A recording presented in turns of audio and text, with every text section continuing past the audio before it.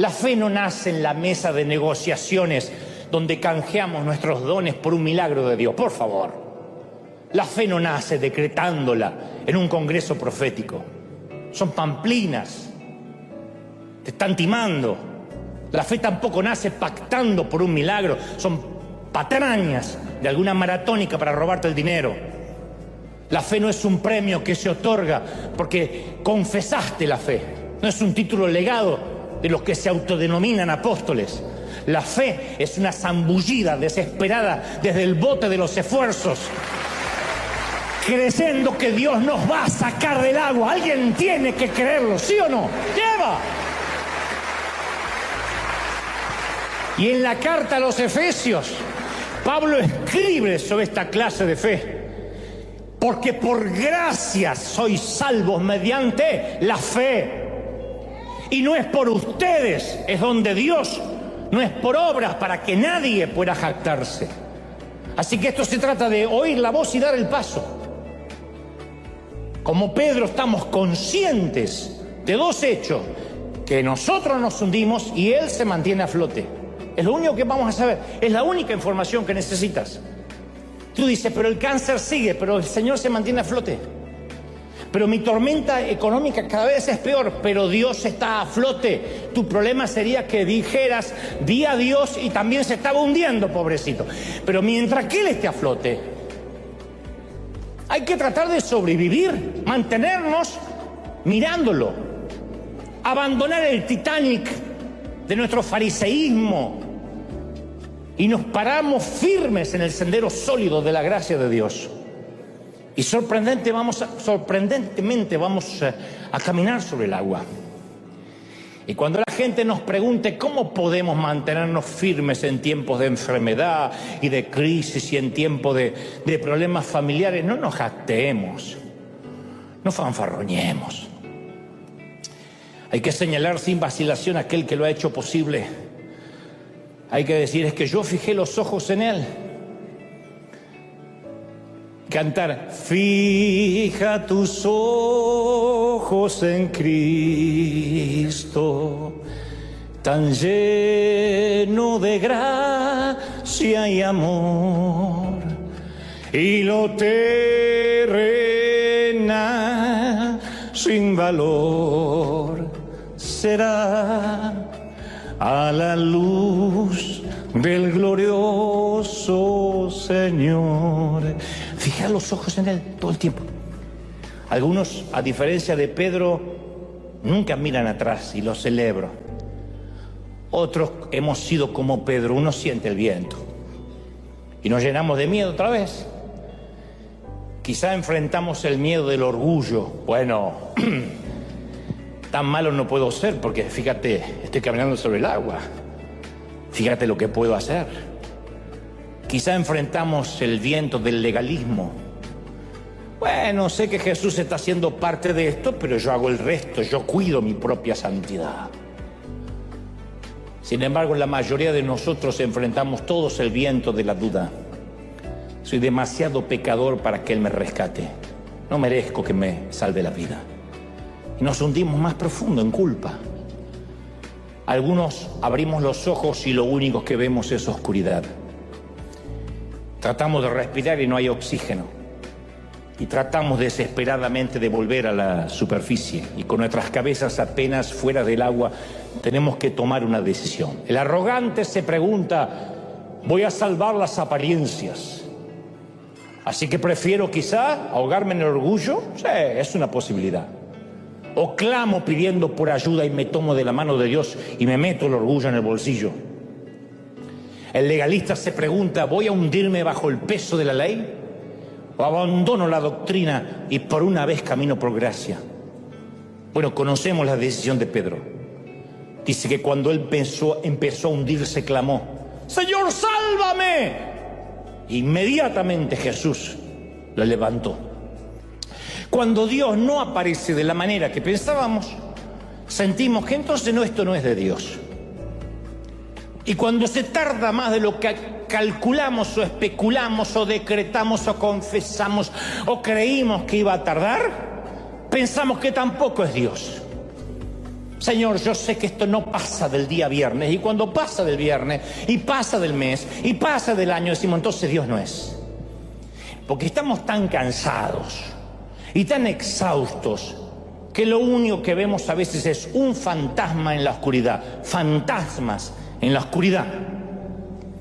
Y es Dios, pero para nosotros son nuevos fantasmas en la oscuridad.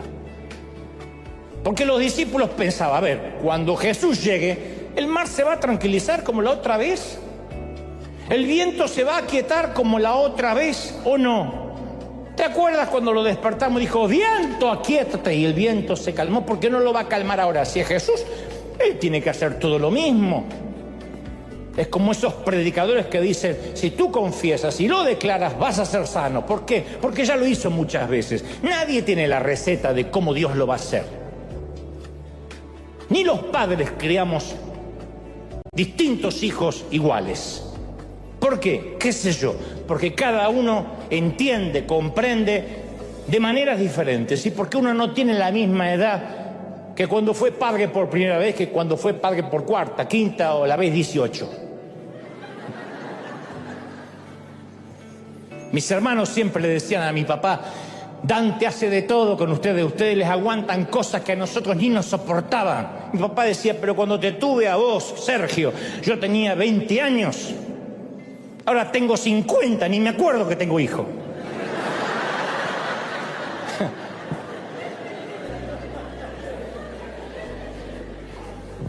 Y el primero uno lo quiere criar perfecto y le quiere dar todo y leerle cuentos y que vaya. Y después del quinto se vaya. Ahí tenés el iPad, fíjate ahí. Mamá, ¿qué significa googlear?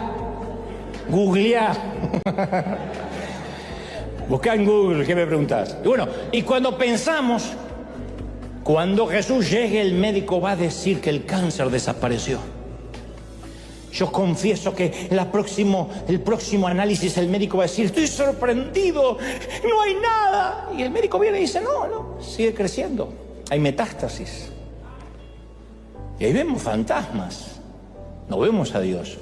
Porque si Dios fuera allá, ¿por qué no puede sacar el cáncer de golpe? ¿Por qué necesitas sacarlo de a poquito o que yo sufra?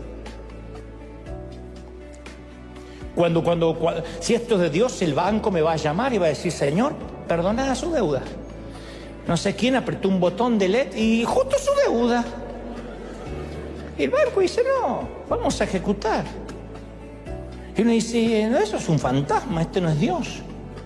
Porque Dios va a obrar como yo escuché, que dicen, no sé qué pasó, acá me dice que usted tiene 0 deuda. Y a veces las deudas así no funciona, tenemos que pagar hasta el último peso, refinanciar y pedir prestado y embarcarnos más. Yo he tenido desde milagros a que la deuda fue pagada por alguien de golpe y he tenido que pasar años pagando una deuda. El problema es que cuando por buscar la fogata, el fuego, nos perdemos la vela, cuando por querer oír el estruendo pasamos por alto el susurro y creemos que ese no es Dios. En el mar de Galilea nada había cambiado, todavía rugía la tormenta, el viento seguía chillando, el bote se tambaleaba y en el medio del tumulto oyen la voz, dice, que a la 4ª vigilia de la noche, esto es entre las 3 y las 6 de la mañana, no sabemos cuándo fue, pongámosle 4 de la madrugada, cuando más oscura está la noche, Jesús vino a ellos andando sobre el mar, andando sobre la tormenta no se calmó. Les quería decir, yo soy el Cristo que puede caminar sobre tu tormenta, no necesito calmarla para que me creas. Yo puedo caminar sobre tu crisis, puedo caminar sobre tu dolor. Y les dice, valor, soy yo, no tengan miedo.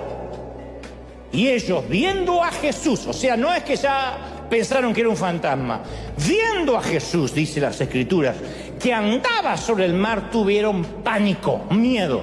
Entonces, ¿por qué no viene Jesús?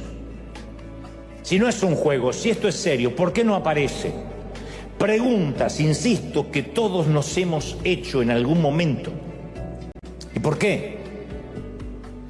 En el hospital, tratando de ver una luz de esperanza en la costa. ¿Quién no estuvo en el hospital? Y a veces se sufre más en la sala de espera que estando dentro, en la sala de cuidados intensivos, donde uno está medio drogado y no sabe ni a dónde está. Pero los que esperan afuera, los que esperamos afuera, ¿cuántas veces hemos visto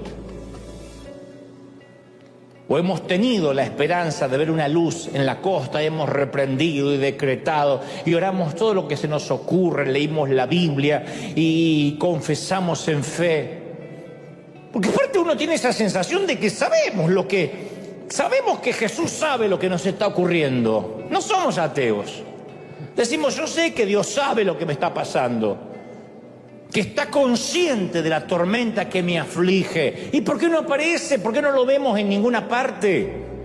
¿Por qué hay que esperar tanto? ¿Por qué hay que esperar que perdamos la casa? ¿Por qué hay que esperar que nuestro hijo corra peligro? ¿Por qué hay que esperar que se disuelva la familia y él no aparece? Y ahí es cuando nuestro corazón, dije al principio, se empieza a endurecer. No lo estoy justificando, simplemente es una realidad. Porque nuestras oraciones comienzan a salpicarse con preguntas a Dios, hasta hechas con rabia. Yo he orado con rabia muchas veces. Di que Dios me tiene paciencia y dice, este cabezón no sabe que lo estoy procesando. Pero yo he orado muchas veces con rabia. Señor, si no lo haces, nunca más te voy a servir. Oh. Y Dios se quedó preocupado meses.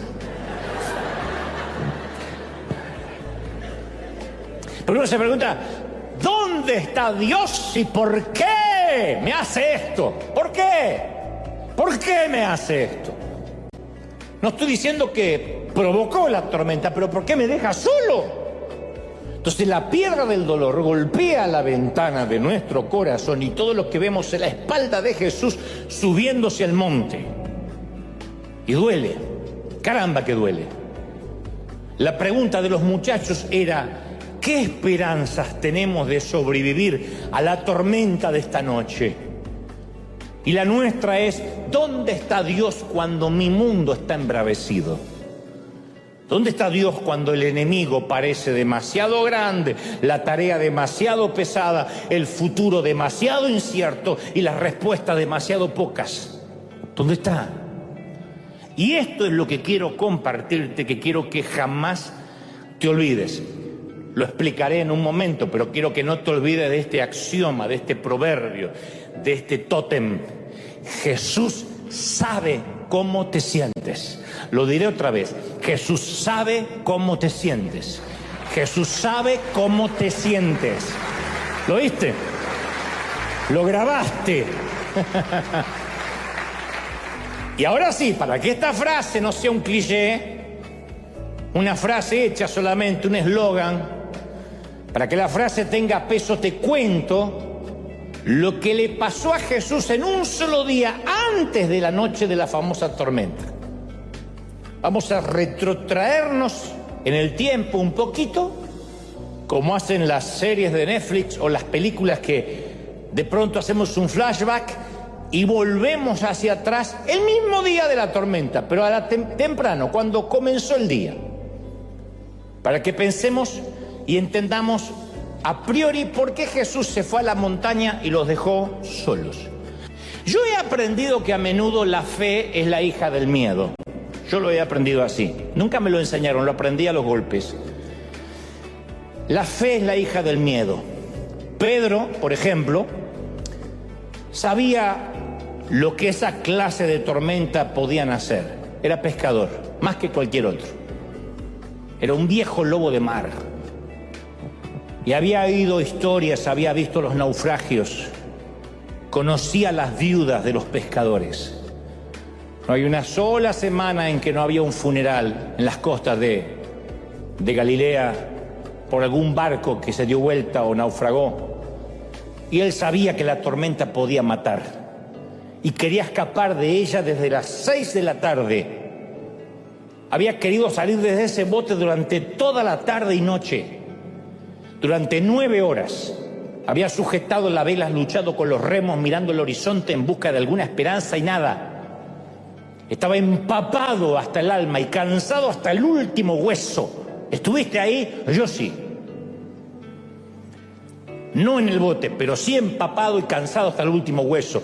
Cada fuero más íntimo de mí algún día no pudo más. Cada átomo de mi ser estaba agotado. Así que si ahora vemos a Pedro en esta escena y lo vemos a los ojos, vamos a ver la cara del miedo.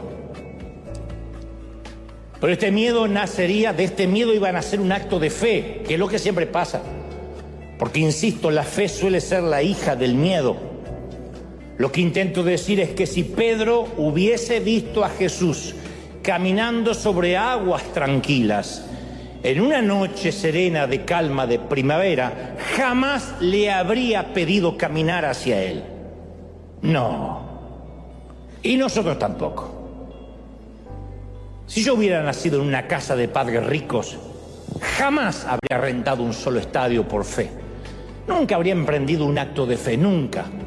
Uno piensa al revés, que si hay mucho dinero en el banco uno hace grandes cosas. No, uno se queda en la zona segura y no hace nada. Muchos de ustedes no estarían en este país si las cosas hubiesen salido muy bien o como esperaban en vuestros países. Me consta que algunos cruzaron la frontera desesperados para tratar de darle un poco de dignidad a su familia, y algunos solos vinieron aquí a pelearse palmo a palmo con la vida, en una vida que es mucho más difícil que en nuestros países, especialmente cuando no hay legalidad, para poder mandar una remesa y poner un poquito de pan en la mesa para sus hijos. Para eso se necesita miedo, miedo a no morirse de hambre. Para eso se necesita miedo, temor de no quedarse en la pobreza. Y el miedo produce la fe. De eso estamos hechos los que hemos tenido miedo. Y entre otras cosas, jamás habría predicado un solo mensaje si no hubiese tenido pánico de hablar la primera vez. Jesús sabe cómo te sientes. Jesús sabe cómo te sientes. Cuando estás harto, cuando dices ya ni quiero servir a Dios, pero no por Dios, sino porque la gente me tiene harto. Jesús sabe lo que es arte la gente. Ay, Jesús a María. No, Jesús también se hartaba, porque había gente como nosotros, pesada, neurótica, loca.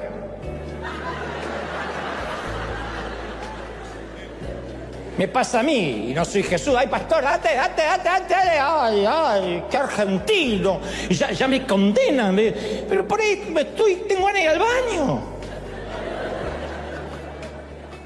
Es que yo vine de lejos. Te dice así.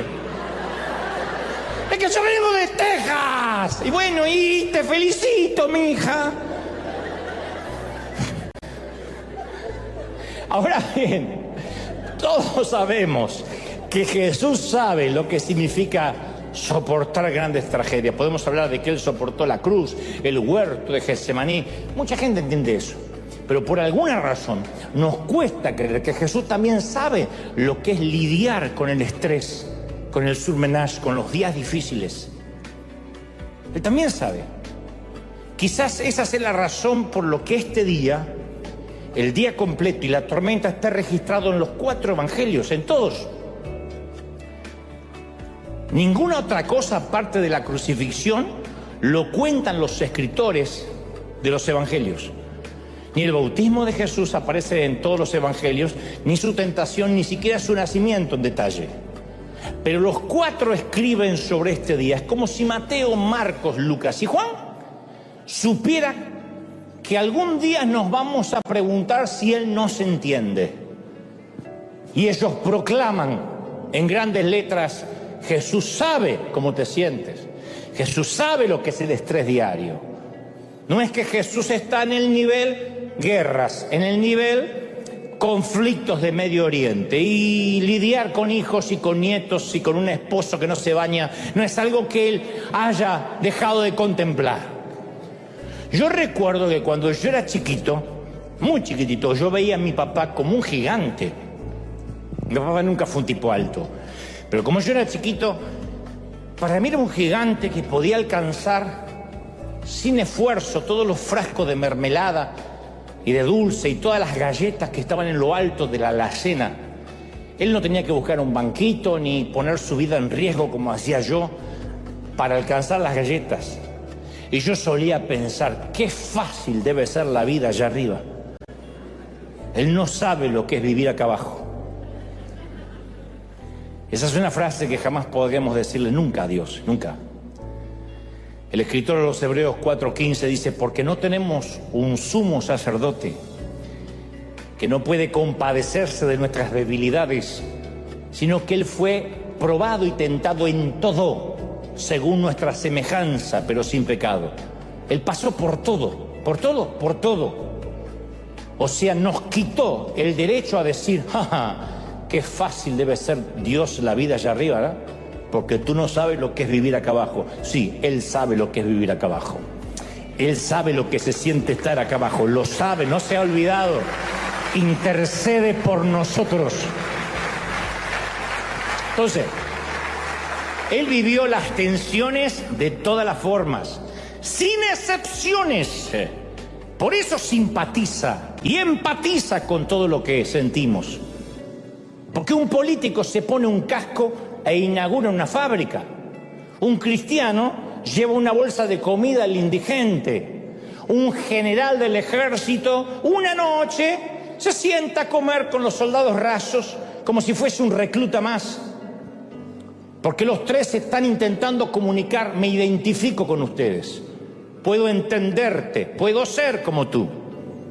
Ergo, hay un problema. Los empleados de la fábrica saben que el político se va a quitar el casco apenas se vayan los fotógrafos y la prensa.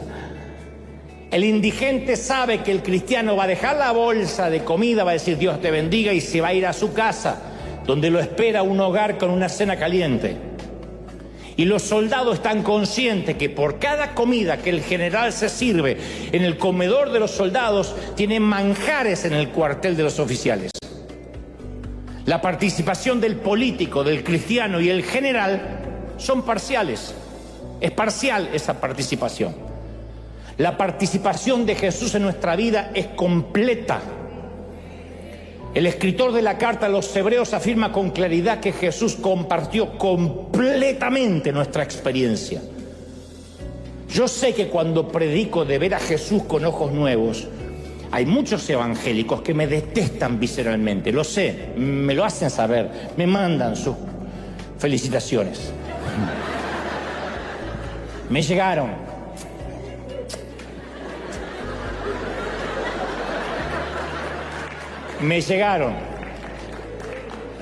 Yo creo que me han mandado tantas veces al infierno que si aún me fuera, Satanás dice, no, ya te mandaron mucho. Porque es más atractivo limpiar las manchitas del altar. Nos sentimos más seguros con un Jesús que se parezca más a un héroe de DC Comics. Jesús, cuando caminaba por esta tierra, termina de predicar, despide a la multitud para subirse a un monte a descansar, tener un momento de meditación, no sin antes enviar a sus muchachos, a sus discípulos, a navegar. Vayan a navegar, yo después los alcanzo. Mateo, el evangelista, es muy específico en el orden de los acontecimientos. Hace un orden arbitrario, intencional, porque tiene mucho que ver con lo que se va a desarrollar. Dice que Jesús envía a los discípulos al bote, acto seguido despide a la multitud, había un gentío, y él, en tercera instancia, se sube al monte a orar.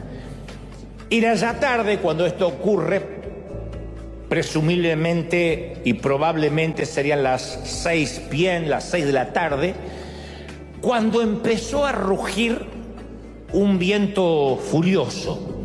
Jesús está yendo a la montaña, los muchachos están bogando mar adentro y empieza a rugir un viento, eso que nuestras madres decían, me parece que esto trae lluvia. Notemos que Jesús mandó a los discípulos que enfrentaran la tormenta solos, que no es un tema menor, y esto es lo que tenemos que tener en cuenta. Jesús envió a sus discípulos a enfrentar la tormenta solos. Jesús no ignoraba la tormenta. Mientras subía a la montaña, él también sentía el viento, veía las nubes que se avecinaban, de manera que sospechaba, sabía con certeza que iba a haber una tormenta. Y los discípulos tendrían, insisto, que enfrentar la tormenta solos. El Señor sabía que la tormenta más grande de aquella noche no tendría lugar ni en el cielo ni en el mar, sino en el corazón de sus discípulos. Tenían que pasar por esa tormenta. El miedo mayor de sus muchachos no iban a ser las olas provocadas por la tormenta, sino ver las espaldas de su líder mientras los dejaba que enfrentara la noche solos, que enfrentaran la tormenta solos, repleto de dudas, como algunos de nosotros estamos ahora o hemos estado en alguna ocasión. Cuando vemos que el Señor parece que se aleja y nosotros nos quedamos solos con la tragedia. Y decimos, ¿pero qué hice de malo para merecer esto? ¿Por qué tengo que atravesar esta situación? ¿Y por qué el Señor se aleja? Porque es lo que sentimos, esa sensación de orfandad espiritual. Hay tormentas de nieve, hay tormentas de granizo, hay tormentas de lluvia, pero también están las tormentas de dudas, de esas que trae consigo una ráfaga de preguntas, un ventarrón de miedo. Siempre parece que hay más hambre en el mundo que comida, más necesidades que recursos, que dinero, más preguntas que respuestas. Parece que nunca se acaba. Desde hace 15 años yo me paro, casi 16 años me paro aquí cada domingo y trato de convencer a la gente de un Dios invisible que aún escucha y que ama. Y siempre digo, ¿cómo te ama, princesa, el Señor? ¿Cómo te ama, príncipe? Llevo a la fecha de hoy 901 mensajes haciendo esto aquí, sin contar las veces que hicimos cadena de 7 días o cuando he predicado por el mundo. Contando exclusivamente los domingos, y es el mensaje 901 que llevo haciendo esto. Y aún así se me suman miles de predicadores que están en este momento tratando de infundir fe a mucha gente que está llena de dudas. Y lo hago sabiendo de que hay gente que dice, yo intento creer lo que me dices de parte de Dios, pero las tragedias siguen.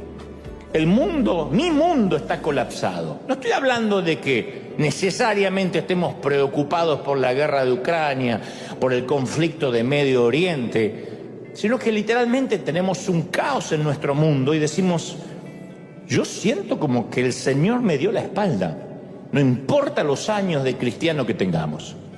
También me consta que hay algunos pocos dotados con una fe sobrenatural, y si tienes este don, puedes levantarte e irte ahora mismo y volver el próximo domingo, porque este mensaje no es para ti. Hay gente que dice, no, yo justamente vine con la chiripiorca ungida. Bueno, hay gente así. Si es así, este mensaje no es para ti. Pero como te dije al inicio, este mensaje es para aquellos otros cuya mente parece que nunca descansa y que nos hacemos preguntas complejas. Y a veces como para tirar la toalla, literalmente. No es que seamos maníacos depresivos, es que la vida nos golpea, no nos da tregua, a veces nos deja en la lona y la mente no descansa, como dije. Fue el miedo a no tener nada que perder lo que me trajo a mí hasta aquí y la mayoría a ustedes. Un lago tranquilo siempre nos invita a quedarnos en la barca, y si no, pregúntenle a varios de vuestros hijos. Que algunos tienen edad, no quieren arriesgarse, no quieren hacer nada, porque papi y mami me mantienen, porque al cabo me deprimo si no me consigo el nuevo celular. La generación de cristal tiene que ver con gente que nunca ha tenido miedo de perderlo todo. Pero pone un hombre ante la disyuntiva de una muerte segura y una muerte probable y se decidirá por la segunda opción. Pedro sabía que quedarse en el barco era muerte segura, bajarse era muerte probable. Ningún acto de fe nace en un mar tranquilo. Muéstrame a un hombre, a una mujer que hace un acto de fe y te mostraré a alguien que no estuvo en la marea baja. Moisés no alzó la vara a la orilla del Mar Rojo porque ya se estaba abriendo o lo esperaba una lancha. Naamán no se sumergió 7 veces en un río pantanoso porque una recomendación médica. Y Pedro no fue liberado de la prisión porque en un cuartito de Jerusalén había un grupo de abogados, un bufet de abogados queriendo apelar al César. Fueron creyentes desesperados que estaban contra la pared. Fue una iglesia sin opciones. Al comienzo de todo acto de fe siempre hay una semilla de miedo. Si no tienes miedo, lo más probable es que no esté Dios ahí. Si no tienes miedo, no habrá fe. Te mueres de pánico por algunas cosas, yo también. No hay un momento que uno se hace tan profesional que el miedo se le va. Me da terror estar aquí cada domingo. No tengo nervios de escénicos, pero tengo nervios de no decir lo que Dios me está diciendo que diga, o no estar a la altura, o de algún modo fallarle a Dios. No hay un solo momento en que yo no tenga miedo. Y a veces el miedo a la muerte, el miedo al fracaso, el miedo a la soledad producen escenas de fe. La fe comienza cuando vemos que nuestro bote se hunde y Dios está allí parado sobre nuestra tormenta. Pedro habría intentado sobrevivir toda la noche y no fue suficiente. Moisés tenía al frente al mar y atrás a los enemigos. Los israelitas podían nadar o pelear. Ninguna de las dos opciones era suficiente. Naamán había intentado la medicina y consultado a adivinos, ya no tenía alternativas. La iglesia de Jerusalén sabía que no tenía esperanza de sacar a Pedro de la cárcel. No necesitaban fuerza, necesitaban un milagro. Y lo mismo ocurre con Pedro esta noche. Está consciente de dos cosas: que se está hundiendo y que Jesús está a flote. Que él se está hundiendo y que Jesús se mantiene a flote. Así que está muy claro de qué lado quiere estar. Pedro dice: si eres tú, manda que yo vaya caminando hacia ti sobre las aguas. Andrés lo mira y dice: ¿qué? Que vaya sobre las aguas. Sí, te escuché, pero ¿qué? Pedro no está probando a Jesús. Le está suplicando: sacame de acá. Deja que estos se ahoguen. Dar un paso sobre el mar embravecido no es cuestión de lógica, es un acto de desesperación. Así que Pedro saca una pierna y luego saca la otra y da algunos pasitos así como si hubiera un arrecife invisible debajo de sus pies. Y al final del cordón de rocas está el rostro luminoso de un amigo que significa vida. Mucho miedo y un acto desesperado de fe. Este mensaje de hoy va dirigido especialmente para aquellos que alguna vez a través de la ventana de nuestro corazón pudimos ver a Dios de una manera diáfana, de una manera lozana, clara, especialmente cuando esa ventana de nuestro corazón, insisto, estaba intacta, transparente. Hubo un momento en nuestra vida, una temporada en que podíamos ver a Dios de una manera muy vívida.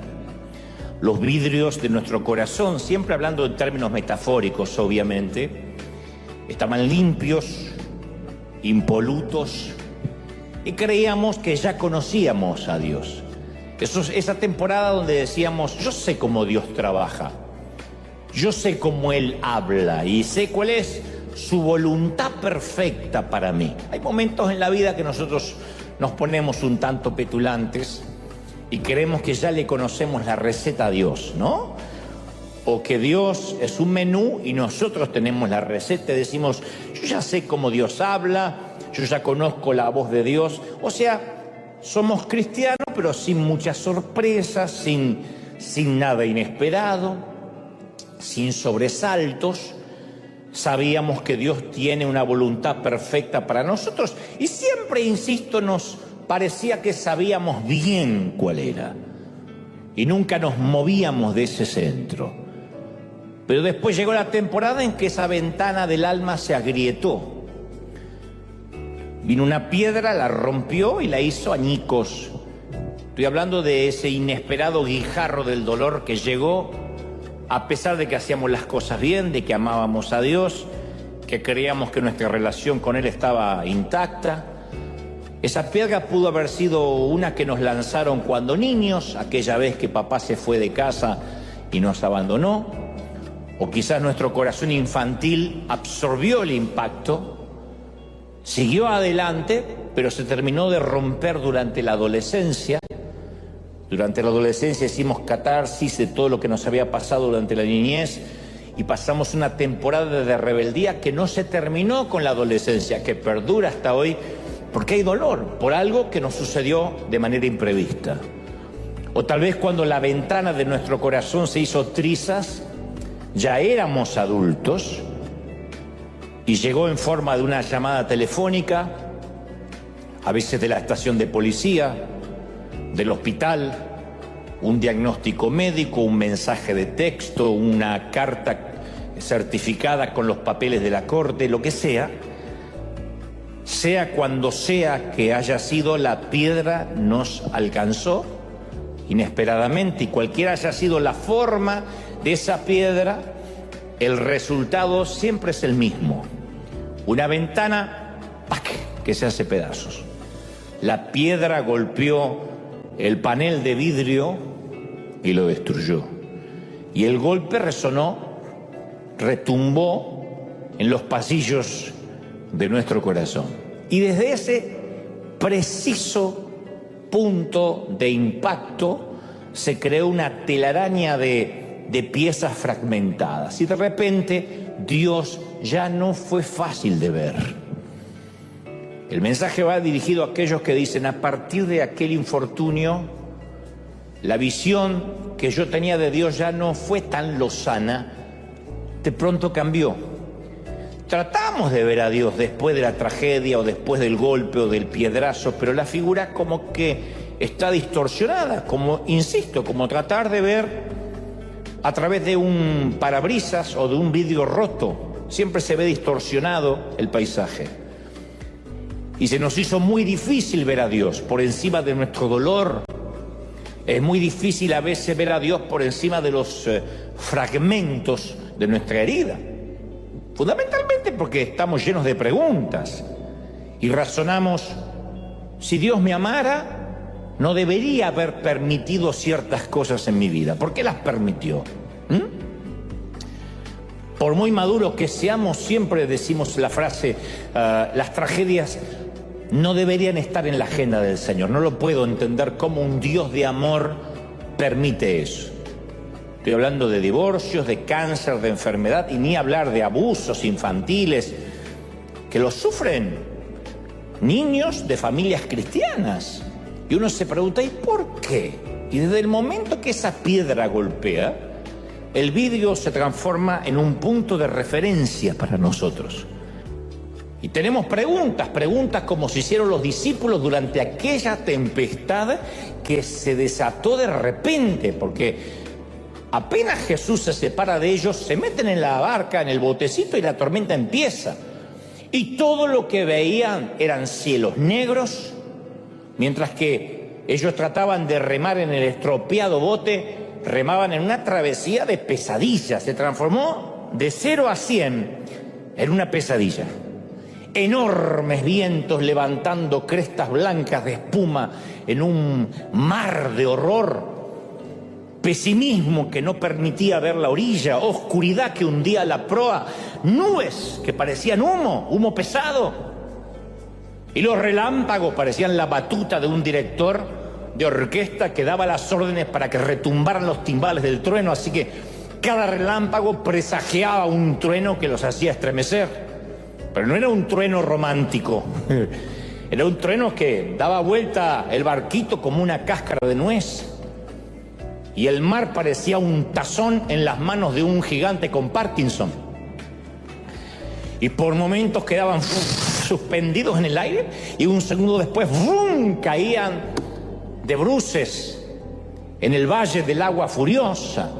A los que les gustan los rides, les gusta subirse a las montañas rusas de los parques temáticos, saben que todo está controlado, que por más que casi queden pata para arriba, está controlado. Cuando estás en el mar, yo conocí a alguien que estuvo embarcado en alta mar porque pertenecía a la escuela de mecánica de la Armada en Argentina, y me decía: cuando la tormenta se pone recia en el mar, no hay uno que no le ore o no le rece algo.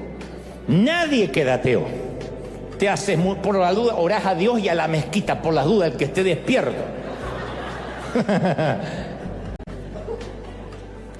Pero la tormenta del mar es la pérdida de control absoluto. Incluso más que ir en un avión. Es la pérdida de control absoluto, porque el avión está conectado en última instancia con la torre de control. Pueden venir inmediatamente aviones caza de rescate, en el peor de los casos. Pero en el medio del océano, en el medio del mar, esto no es un océano, el del caso de los discípulos. Pero caramba, que se sienten así. Se sienten como si estuvieran en el Pacífico, en el Mediterráneo. Y los discípulos asumieron que Jesús llegaría de inmediato. ¿Por qué? Porque lo habían visto calmar tempestades como esta. Esta no es la primera vez que les pasa. En el mismo mar, lo habían despertado, hagamos memoria, durante una tormenta. Él dormía sobre la proa y él se paró, ordenó a los cielos que guardaran silencio y se acabó. Habían visto cómo aquietaba el viento y suavizaba las olas. Así que es lógico que con esa jurisprudencia, con ese preámbulo, con ese precedente, iba a bajar del monte en cualquier momento y vendría a ayudarlos. Pero esta vez él no bajó. Por eso digo que este mensaje va para aquellos que dicen: yo vi la mano de Dios en mi vida muchas veces, menos ahora. Pero yo vi como en otras veces oramos y la enfermedad se fue. Reprendimos y la suegra no encontró la casa. Pero ahora no está resultando, va a venir esta Navidad. Ahora, los muchachos tenían los brazos acalambrados de tanto remar. Y de Jesús, ni señales, nada. 3 horas, 4 horas de tempestad y los vientos embravecidos. Y la nave dando tumbos y nada de Jesús. Se acerca la medianoche. Estamos hablando que embarcaron 6 de la tarde, 6:30. Estamos llegando a la medianoche. Y han estado ahí por unas 6 horas. Y hasta acá la tormenta está ganando, como te está sucediendo a ti, quizás, que la tormenta te está ganando. Y el maestro no aparece por ninguna parte. Son casi las 2 de la madrugada en nuestra historia y Jesús no aparece. Y Pedro, Andrés, Santiago, Juan, han visto tempestades como estas. Son pescadores. Su vida es el mar. ¿Así se ganan la vida o así se suponen que se la ganan? Y ellos han visto en estos años las embarcaciones en la playa por la mañana después de una tormenta, los cascos destrozados. Y han estado en funerales de otros pescadores y en funerales de otros marineros. Y saben mejor que nadie que esta noche bien podría ser la última. Antes que la mañana se transformara en noche, Jesús también tuvo razón ese día para llorar, para correr, salir corriendo, para gritar e incluso dudar. Si alguna vez tuvimos uno de esos días en que todo el mundo nos demanda algo, yo sé que todos lo tuvimos y lo tenemos, especialmente nuestra familia. Cuando tu esposo te demanda algo y tus hijos te demandan algo y la suegra te demanda algo y tu madre te demanda algo y no te acordás de tu madre, señor, llévatela, si ya vivió esta señora, llévatela. ¿Viste cuando todo el mundo te reclama algo y encima te llaman, hay gente que lo llama el pastor, te agradezcan que yo no te llamo? ¿Qué pasa, hermano? Que hace un domingo que no lo veo, ¿se enfrió? Y voy a decir, ay, Señor, aleluya.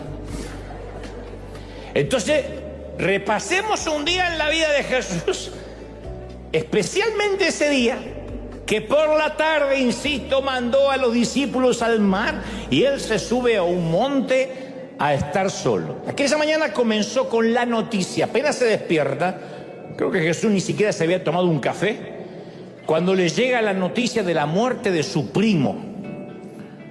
Casi era un hermano para él. su amigo, su precursor, Juan el Bautista. Habían matado a su primo, lo habían asesinado. Es una noticia que a Jesús le dolió profundamente. Las dos madres habían quedado embarazadas a la vez. Su mamá María, la mamá de Juan el Bautista, nacieron juntos, se criaron juntos, jugaron juntos. Después fue el precursor el que salió a predicar de que el Mesías vendría tras de él. Bueno, su primo, el hombre que estuvo más cerca de Jesús en su juventud, más que ningún otro, acababa de ser asesinado. Así que si perdiste un ser amado, a la persona que te conocía más que nadie, porque eso es lo que más duele. En un funeral no duele tanto el parentesco, sino si esa persona conocía tus secretos, porque se los lleva consigo. Y eso hace que uno diga, hoy no tengo a esa persona si las cosas se ponen feas. Esa persona para mí no fue mi papá, fue Juan Carlos Ortiz, el fundador de esta congregación, el que me llamó a venir a California, y yo podía hablar con él lo que sea. Así me hacía sentir. Podía contarle lo que sea. Podía decirle, acabo de matar a alguien, y decía, trajiste una pala y lo enterramos. No era que era cómplice de asesinato, pero era de esas personas que uno podía abrirle el corazón y hablar. Podemos hablar de nuestros pecados sin pudor, de nuestras debilidades. No tenía que fingir, no me sentía juzgado, y cuando él partió a la eternidad, yo sentí que quizás nunca más pueda volver a tener un pastor de esos, un mentor de esos. Así que Jesús sabe lo que uno siente cuando pierdes a un ser querido. Piensa en cómo reaccionarías si además te dijeran que tu mejor amigo fue decapitado por un incestuoso monarca, y te vas a dar una idea remota de cómo comenzó aquella mañana para Cristo. Eso es una mala mañana, eso es lo que yo llamo comenzar un pésimo día. Pero además la noticia llega con una advertencia que le dicen, el mismo Herodes que le cortó la cabeza a Juan va por la tuya. El mismo Herodes está interesado en verte. De manera que cuando aquella mañana Jesús se entera que la vida de Juan fue cegada y su propia vida amenazada, Jesús necesita sí o sí tener un tiempo a solas, necesita pensar. Porque no podemos creer que Jesús, el que caminaba en la tierra, aunque era el Hijo de Dios, era el Jesús que estaba sentado a la derecha del Padre tiempo después o antes de venir a nacer en el vientre de María. Él vivió, soportó las cosas de un hombre, la misma desesperanza, por momentos la misma tristeza, lloró. Así que no lo veamos como un superhéroe de Marvel al que dijo, muy bien, Herodes, ven por mí, aquí te espero. Eso no pasó. Así que supongo que cuando le llega la amenaza de muerte, también él se preocupa, caramba.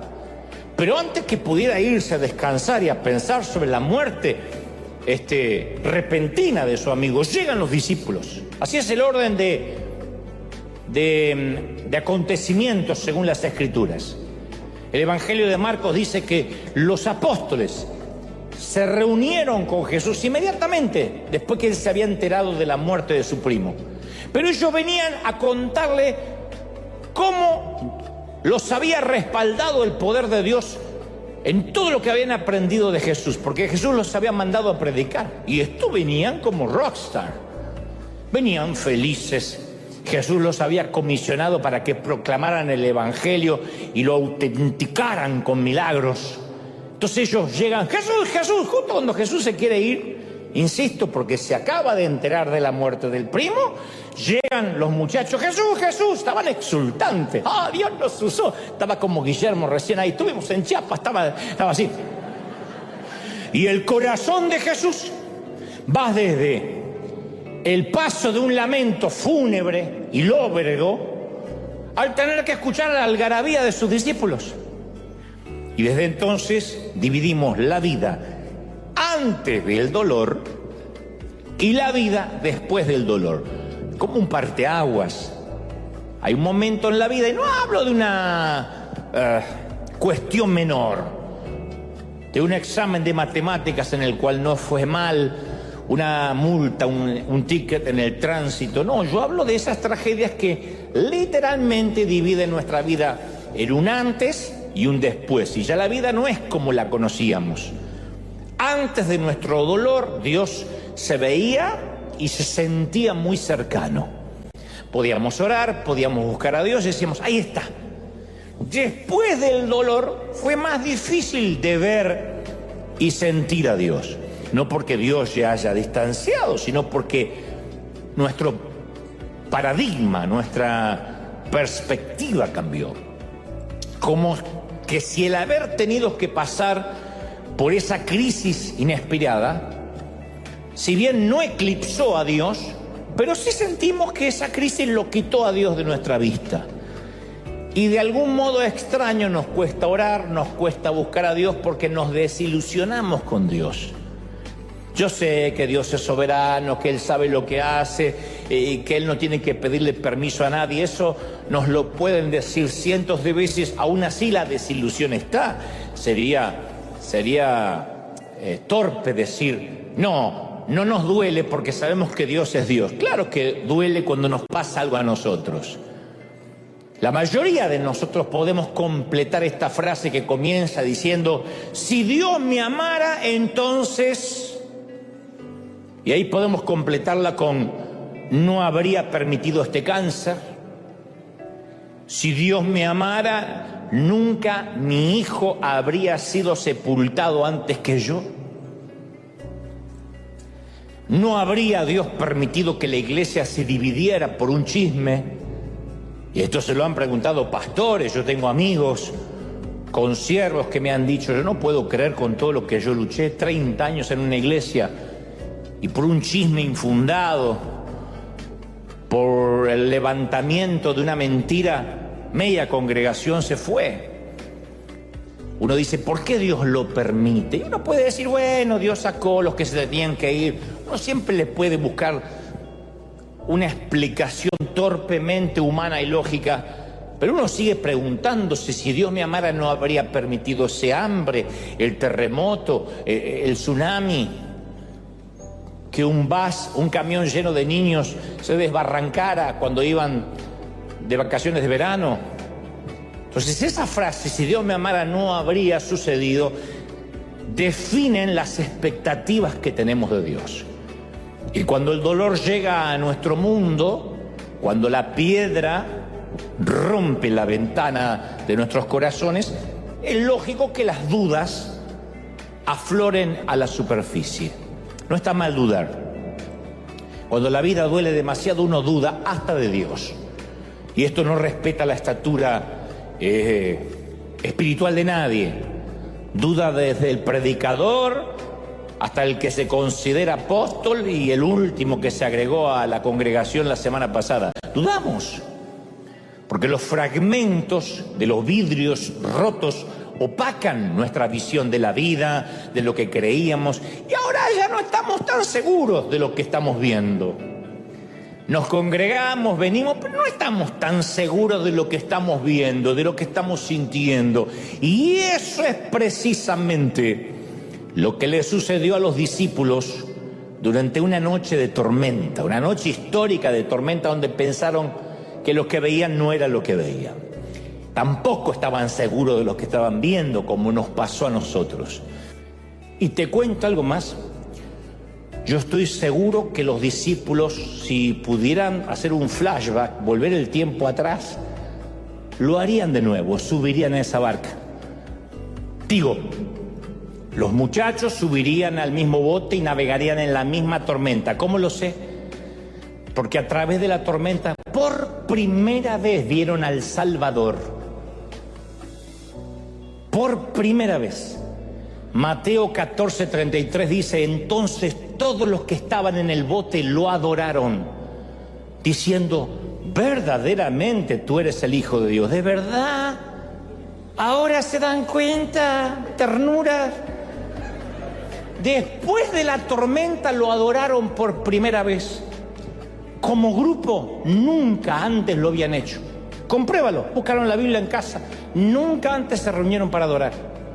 Busca otra ocasión en que los discípulos como grupo adoraron. No los vas a encontrar. No vas a encontrar que se pusieron a adorarlo cuando sanó al leproso, ni cuando perdonó a la adúltera, o cuando predicaba a las masas. Ellos estaban dispuestos a seguirlo, a dejar sus familias, a echar fuera demonios, incluso a formar un ejército, pero solo lo adoraron después del incidente del mar. ¿Por qué? Sencillo, porque esta vez eran ellos los que habían sido salvados. Esta vez era el cuello de ellos que había estado en juego. Sus cuerpos habían sido arrancados de las profundidades del mar. Y en un minuto estaban a punto de irse al abismo. Y al siguiente se encontraron fuera, sobre la cubierta de un bote tranquilo en un mar apacible. Así que los tipos adoraron por primera vez.